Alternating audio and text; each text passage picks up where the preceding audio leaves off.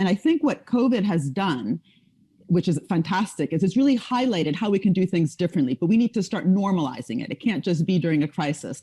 And just, quick example, what we've seen this time around, which we didn't see in the financial crisis, and I hope we see post-COVID, hence, the importance of the piece going to 2023, is, for example, that the bailouts that have been provided to different industries globally, for example, the ones that have been really hard hit, like airlines, because they're not flying as much, have been in some countries, and I come back to this issue of heterogeneity, not every country has done this the same, those bailouts to airlines, but also to autos in some countries have been conditional on the companies receiving the public benefit to commit to reducing their carbon emissions. This happened in France, where Macron was very clear. He said, we're not here just to bail you out. We want to help you transform, because otherwise we shouldn't use the word build back better.